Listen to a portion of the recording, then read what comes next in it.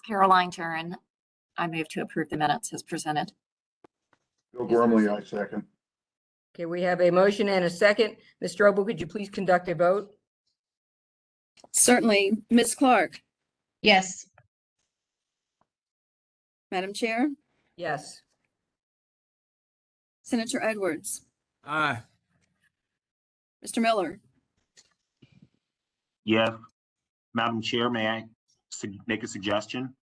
Yes, sir. For expediency and kind of these pro forma type votes where we're pretty sure everyone is going to be a yes, could we possibly just ask if there's any people that need to abstain or vote no? Just for expediency, it's just a suggestion.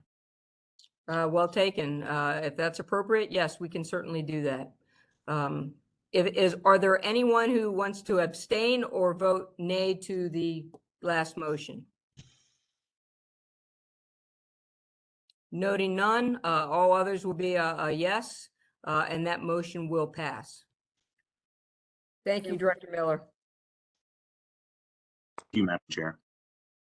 On our next item is a board chair's report. I actually have nothing to report today, so we're going to move on to the next item on the agenda, which is Director Linda Jackson to give her director's report.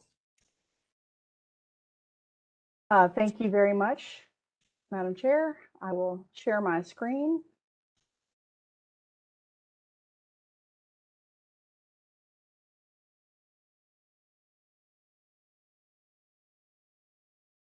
All right, hopefully the slides are now visible. Just let me know if they are not.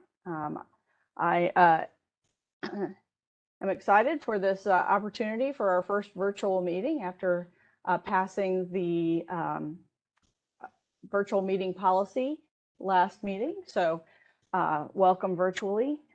And my first announcement is very exciting, is that we have finally gotten the go-ahead for the construction for the Central Laboratory new facility, and we have scheduled the groundbreaking ceremony at this point for March 2nd, 2023. We wanted to wait until after session so that folks would be able to attend and celebrate with us as we break ground.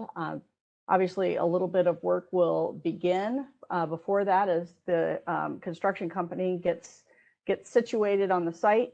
And so it will be in Hanover County, and all members of the board will certainly be invited. So we're very excited. Whoops, wrong way. And so the full funding has been approved. The construction permit has been issued, so we are ready to go. It is estimated to be a 3-year construction time period. And so we will kind of move from just straight up planning to making some very specific selections on materials and that type of thing as the construction begins. So I know that we're excited, and I believe that Dr. Gormley and the medical examiner's office is also very excited to have this moving forward. One of the things that I've been reporting on the last few times is the fact that we are going through a refresh of our agency website. So on December 22nd, we did launch the updated website, which now is up to date for current standards for accessibility as well as for security.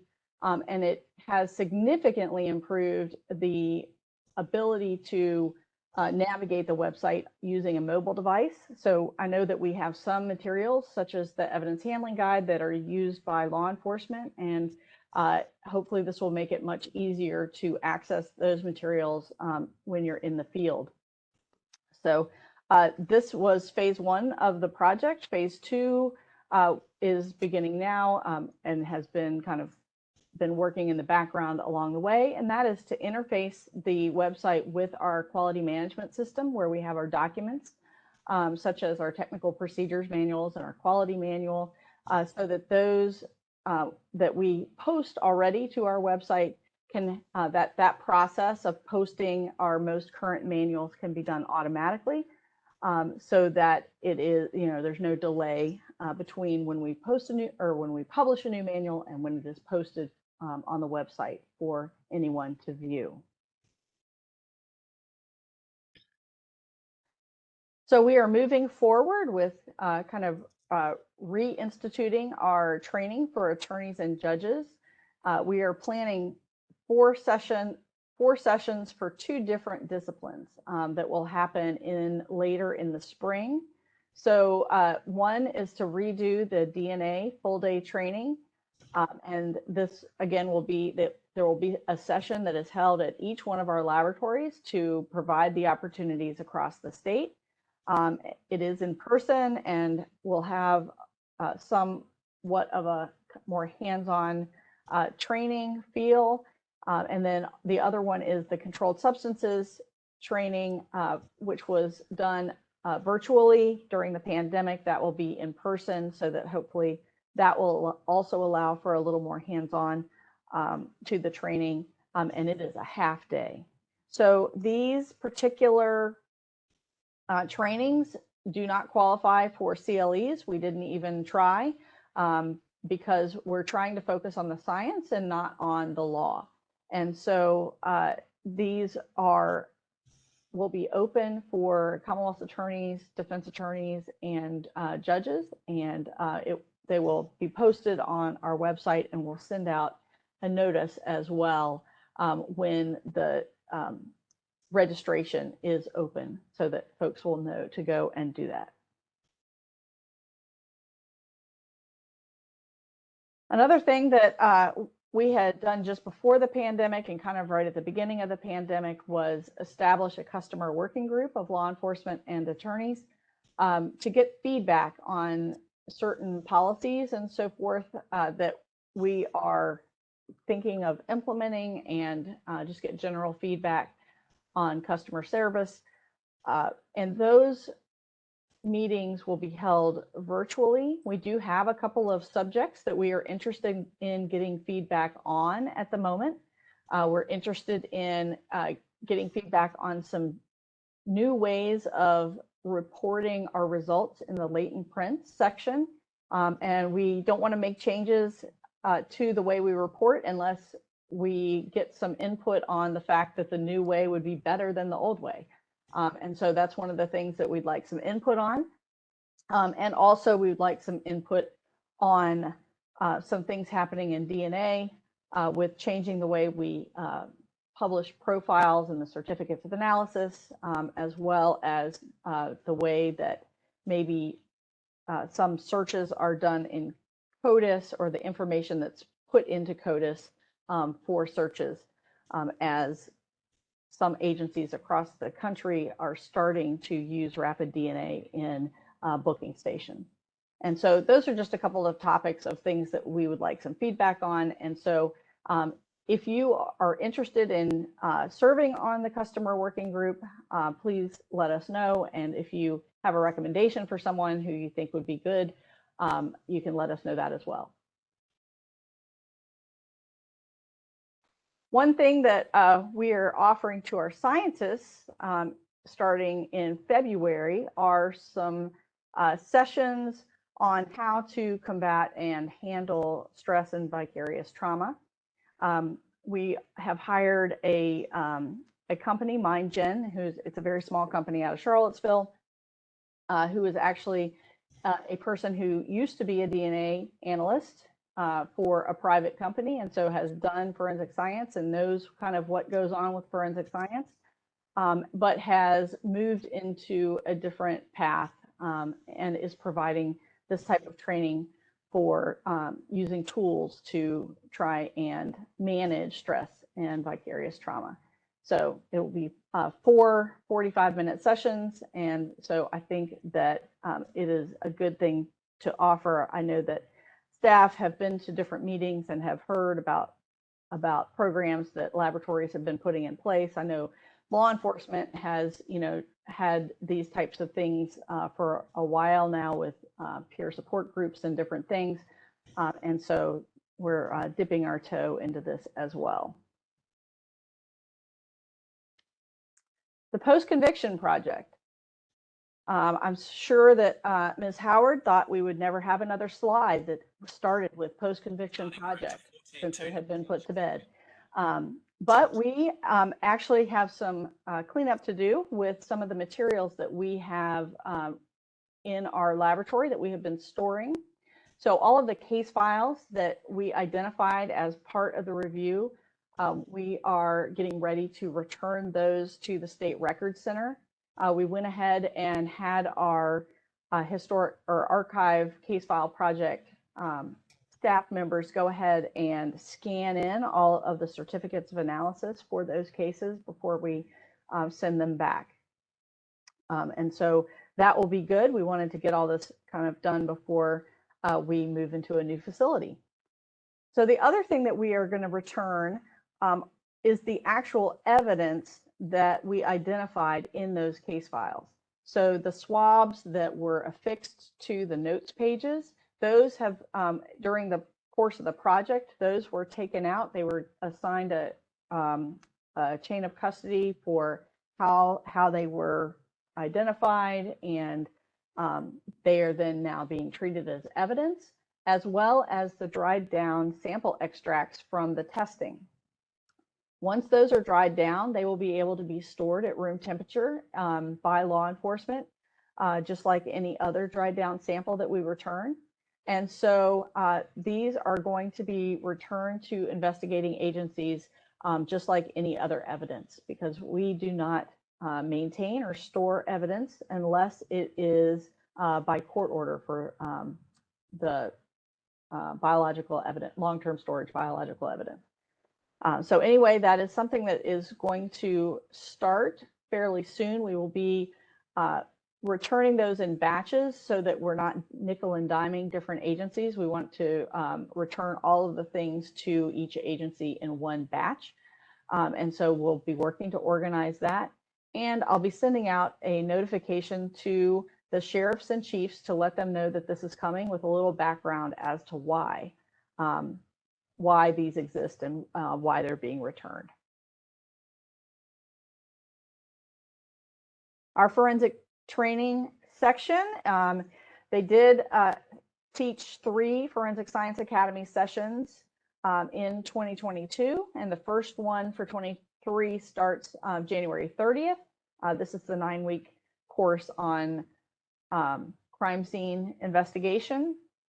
We did get a new position, as well as lost one of our longtime forensic trainers. And so we have 2 positions that we have been hiring for, and we have 2 folks that have been offered the position. One of them starts, I think, January 10th, and the other we're waiting to establish the start date. So we will have some new trainers to work with Jeff and Tom in this area. There's been a lot of kind of background government stuff happening at the Department of Forensic Science, and it takes some effort to provide everyone the training and get everyone used to new systems for things that they have been doing a certain way for a long time. So our agency has moved over to the Cardinal, excuse me, the Cardinal Human Capital Management, or HCM, to replace TAL and Payline of how we have always handled our leave and our time reporting. Also, the COV Learning Center has, in December, that was updated. That created a little bit of havoc because we have been using the COV Learning Center for our breath alcohol recertification virtual trainings. And so when that went offline, that created a little bit of a headache. And apparently the new mechanism to be able to use that system is a little more manual for entering in the student information for those folks who are not state employees. And so we are kind of going to use this system for this now and kind of test it out and see how it goes, to see if this is how we should continue to go, or we should look into a new system. Also, the new EVA system for procurement has been launched, and so that required some new training as well. And we are getting ready in just 2 weeks to move all of our messaging and email over to Microsoft 365 from Google. And so that is something that we've been trying to prepare for as well, and I'm sure will cause a little bit of disruption right as session begins. So I've gone ahead and put our legislative update in my report instead of having it separate because our report is very, very short. We have no agency bills for the upcoming General Assembly session, although we have been working with different people to provide technical information on a variety of different subjects. I put on the slide in particular that we have been providing technical information to the Crime Commission relating to their DUI laws and enforcement policy options and study that they have undertaken over the past year.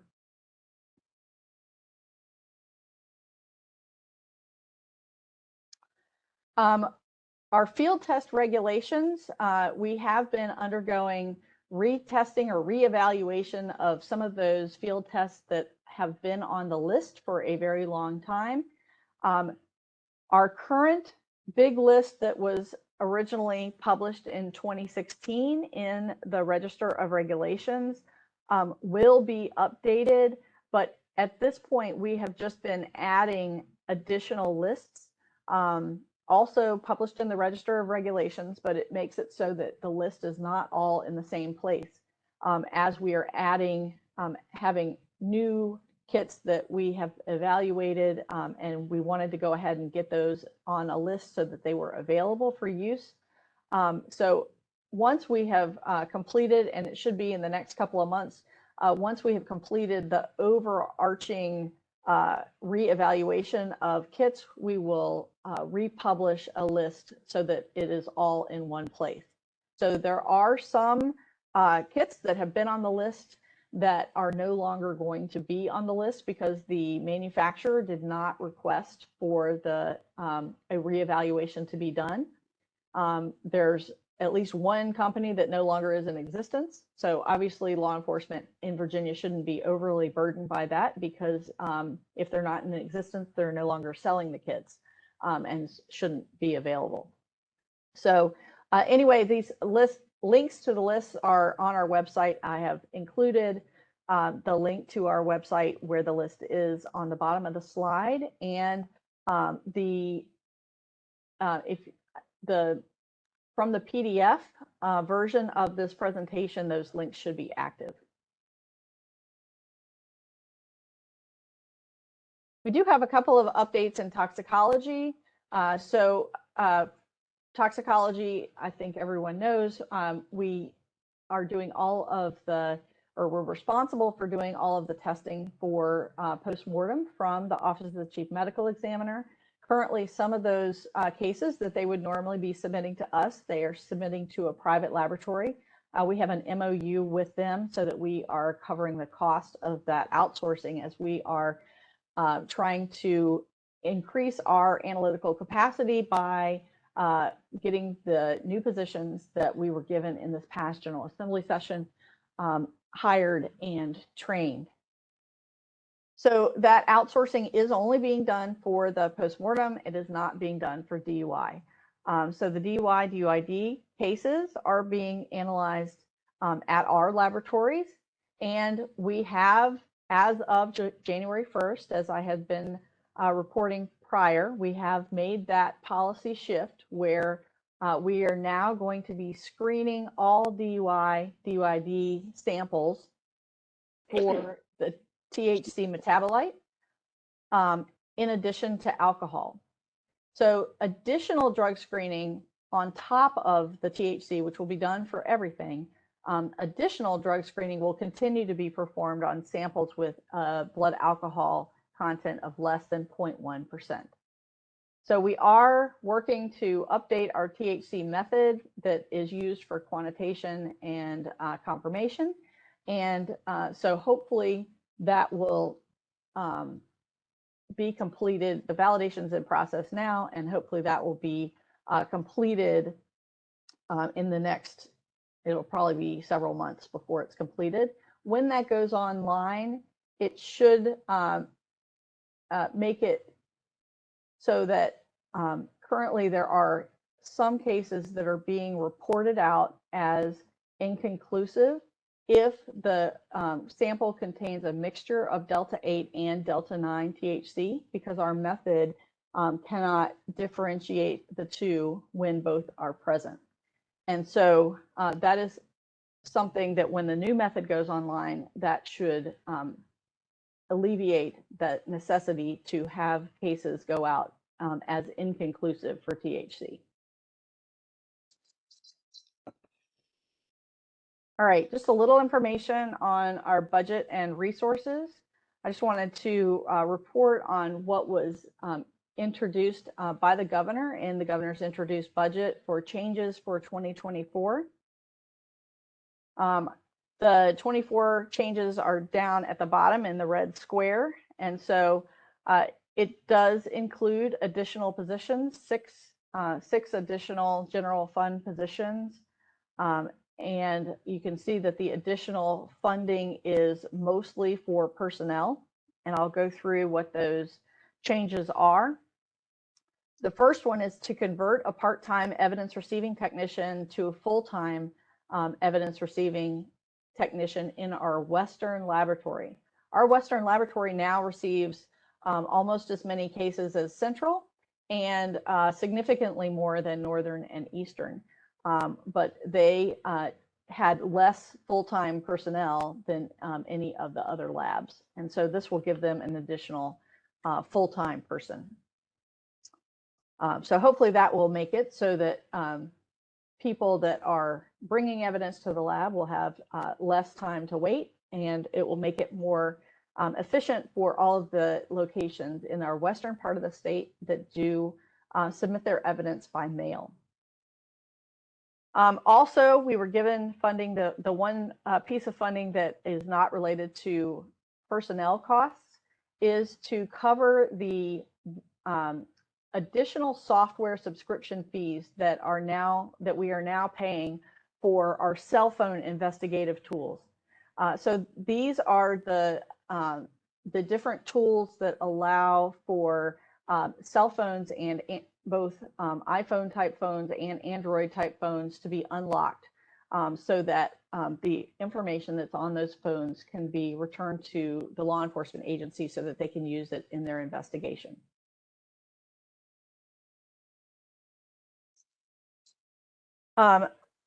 Let's see, the next, and there's only three more. One is additional funding to move our PERC coordinator person, who is PERC being the physical evidence recovery kits or sexual assault kits. We have Madison, who has been our PERC coordinator for quite a few years. She provides training to law enforcement and to hospitals and collection sites for how to handle PERCs through the tracking system, and also provides the data analysis on the sexual assault kits and the information for the reporting at the end of the year. So this position has been funded through a sexual assault kit initiative grant through the Department of Justice, National Institute of Justice, NIJ. But the funding for her position currently runs out September 30th. So this will allow us to maintain that position so that we can continue to support our PERC tracking system. Also, you've seen in the statistics over the past year how the turnaround times for DNA testing has continued to rise, and the number of cases that we are having submitted to the laboratory also continue to rise, particularly in the northern and western laboratory regions. It's almost a 50% increase over the past several years in northern and western. And so this provides funding for 4 biologist positions. It will create a new workflow that will allow for screening of evidence and allow for a lower level of scientists to do the screening of evidence in initial sample preparation. And then with complex mixtures, if those are developed of DNA, that would get then transferred to a scientist. So this is a workflow that is used in many other laboratories and is recommended as a best practice for effective workflows. So we're looking forward to that. And then the last one is to provide a laboratory specialist position in our research section to enable agency response to THC legislation. The one thing that has happened since the Farm Bill was passed in 2018 that allowed for industrial hemp to be grown, the big thing is that nothing has remained the same, and everything that has changed makes it so that new methods are needed to be able to identify what kind of materials are submitted to the laboratory. So this will provide someone in our research section that can focus on being reactive and hopefully proactive to the new methodology needs, and be able to work on that without taking away from the scientists that are working cases. All right, so grants, we have no additional or new grants to report on.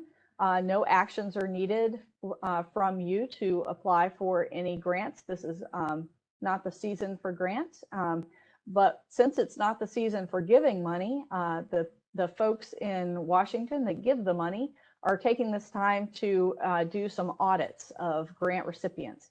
So we did just go through an audit of both our 2021 and 2022 CBER grant awards. So CBER stands for Capacity Enhancement Backlog Reduction.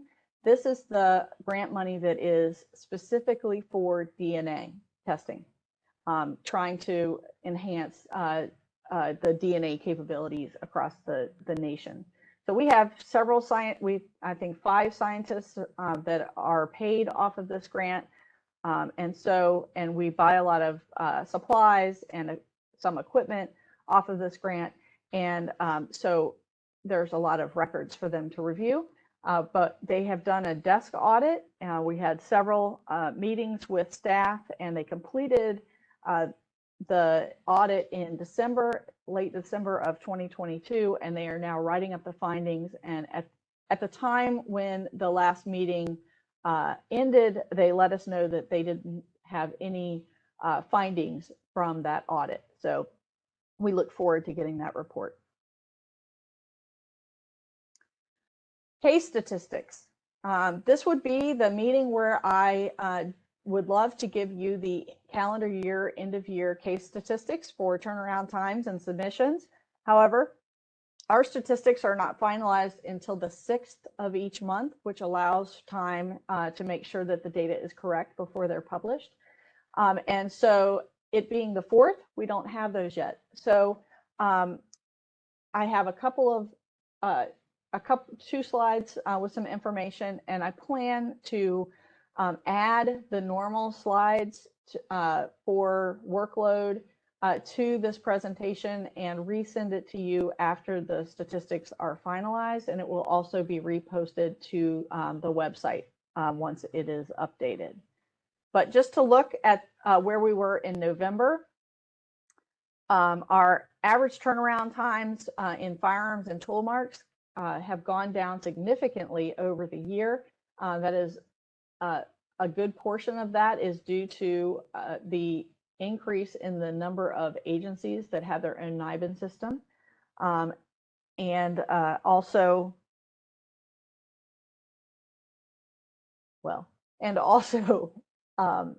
it also seems like that there is a reduction as well in the number of cases being submitted for non-NIBIN examinations, but we don't have enough information to look into that further to kind of figure out why. So you can see that DNA is our highest turnaround times for that forensic biology there, with 135 days as being the average number of days that cases took from when they were submitted until the reports were released that were worked in November.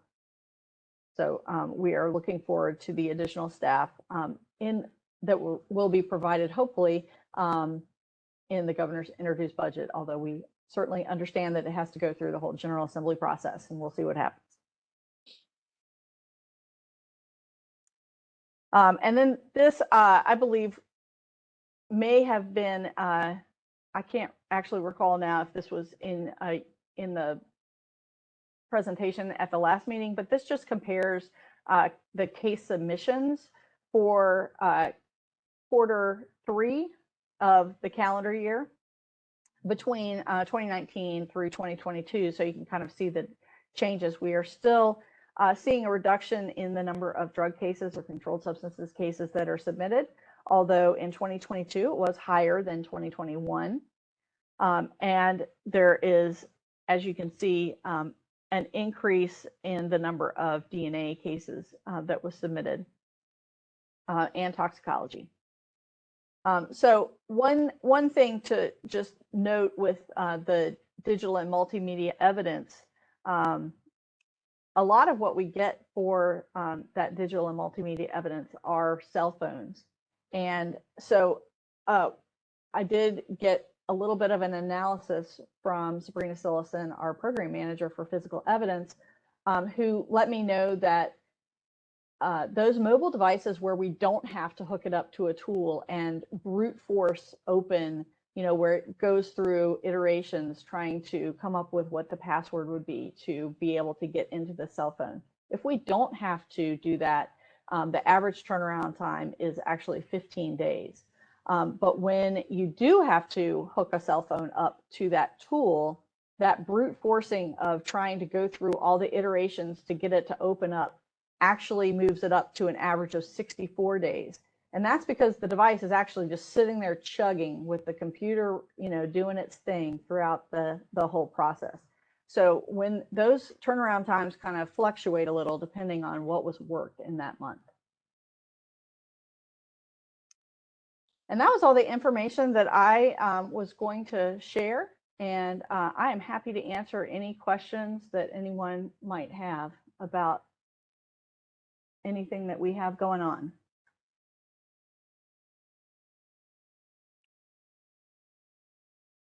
It doesn't. Actually, Go ahead, please. Linda, I have a question. This is Denise Toney. Yes, ma'am.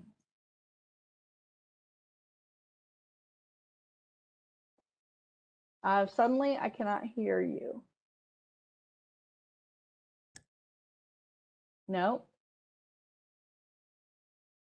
She's unmuted on our side. I know. She's gonna, I think, send me a chat and then I will read it out loud.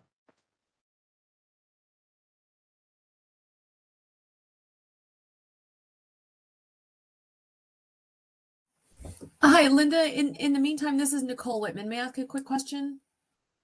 Absolutely.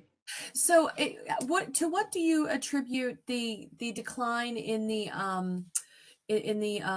substances that you all are testing, where you see a decline, the controlled substances, you see a decline, and then you see a bit of an increase in 2020? Is that with marijuana being legalized, or policy on marijuana from DFS? It is really not related to marijuana. And mainly that's because even prior to 2019, we were not accepting any cases for simple possession of marijuana. And so because at the time, officers could testify to the results of those field test kits that had been approved for that purpose at trial. And so we've actually not gotten a lot of marijuana cases for years because of that particular legislation. And so I guess maybe it changed a little bit when the definition of simple possession, kind of morphed a little bit to a little bit higher weight threshold. But I really don't think it's mostly due to marijuana. I think it's just due to enforcement overall. And the law enforcement folks probably have a better handle on those reasons. Okay, thank you.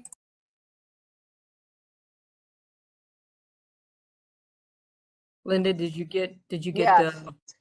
Yes, and actually, so she is asking who we are using for our COV trainings, for your folks. And I am not 100% sure which training she's speaking about, so I'm gonna see if she'll elaborate. She's in and out a little bit here. Linda, this is Kristen Howard. While we're waiting for some of the chat and information, I would be absolutely remiss if I did not thank you and your amazing staff. You had mentioned in your presentation that you had provided assistance to the Crime Commission for our DUI and DUID study this year. And it goes far beyond just a simple bullet point that she had in her presentation. We've had countless meetings with Linda and her staff, emails. They have been an enormous help, and we would not have been able to do our study nearly as well as we did with all the information that they have provided and data. So I just want to thank you all so much for your help and probably continued assistance as we work with some legislation for this coming General Assembly session, but really do appreciate everything that you and your staff have provided, and want to thank you. I appreciate that. Thank you. Thank you for sharing that with us.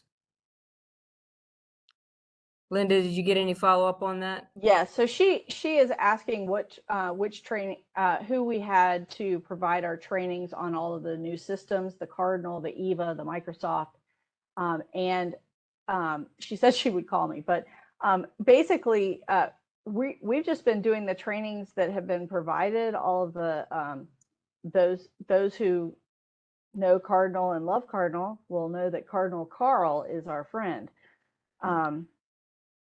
Okay, that might not be true, but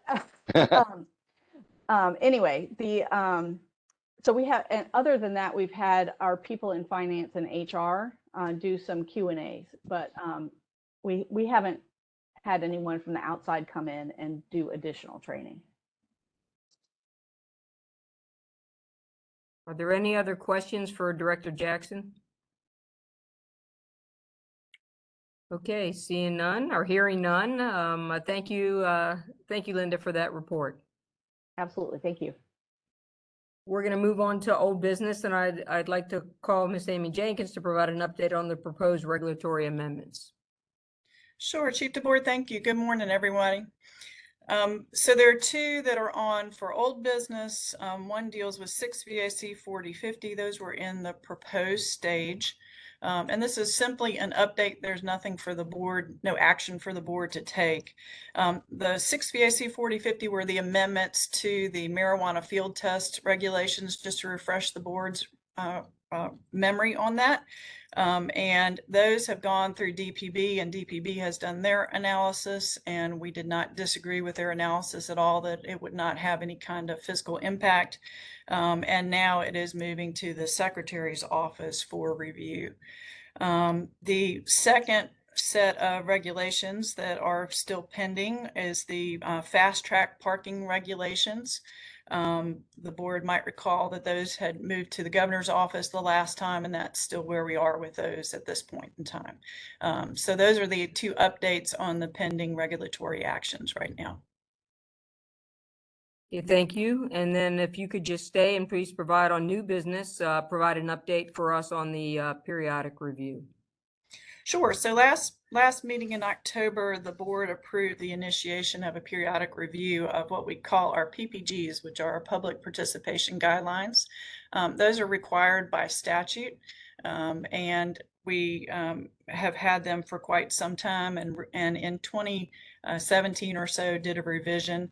The board might recall that we're required to review regulations every 4 years to make sure that they are still fit for purpose, and if there are any amendments that need to be made. So this is our periodic review of these.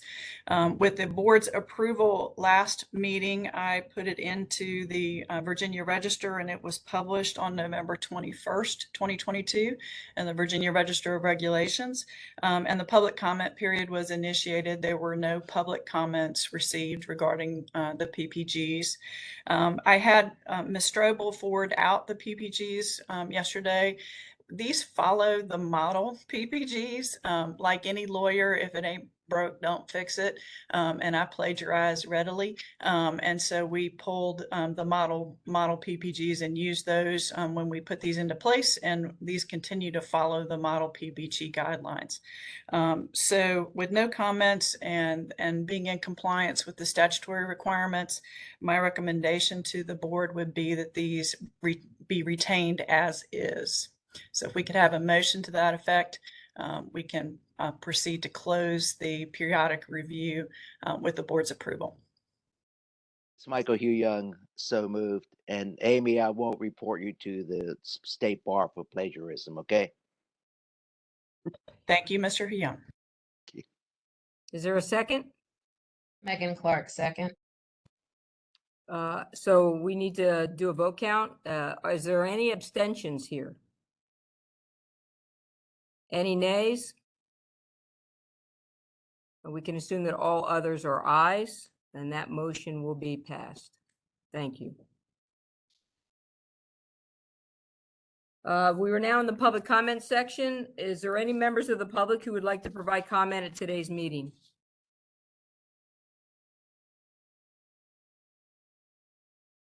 Okay, hearing none, we will move to the next item on the agenda. And I'd like to ask Chief Deputy Byrd to explain a conflict we have with the proposed meeting date of April 12th. Chief Deputy Byrd? Madam Chair, staff has identified a potential conflict for the date. Currently, it's been set for April 12th at 9:30 a.m. On December 30th, a bill was pre-filed in the General Assembly. It's House Joint Resolution number 471, which sets the schedule for the upcoming session. And in that is scheduled the veto session on that date. So that's a potential conflict. Currently, the board's meeting is set for April 12th, which is a Wednesday, and the Scientific Advisory Committee is set to meet the day before, which is Tuesday, April 11th. We like to have those meetings back to back for the convenience of the members that are both SAC members and board members, especially those traveling in from out of town. So currently with the board meeting on April 12th, that's a conflict, assuming that the House Joint Resolution 471 passes with that date for the veto session. So I leave that back up to the board and the chair to address.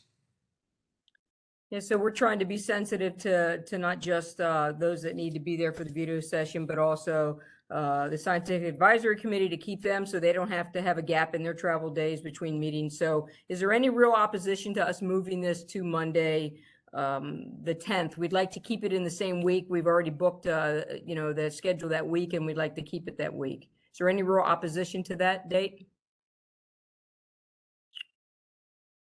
Okay, this would resolve the conflict that we have, and I think it's best to do that. So absent any opposition, we will be confirming the next meeting date will be Monday, April 10th at 9:30. That will be an in-person meeting. We cannot have back-to-back virtual meetings, so we will be meeting in person on Monday, April 10th. And that concludes our agenda. Do I have a motion to adjourn? Kristen Howard, so move. There a second? Tony seconded. Okay, the meeting is concluded. I guess we need to get all those in favor say aye. Aye. Aye. Aye. Okay, that motion passes. The meeting is formally adjourned. Thank you and Happy New Year to all of you. Y'all have a good Thank New you, Madam Year. Chair. Thank you. Thank you.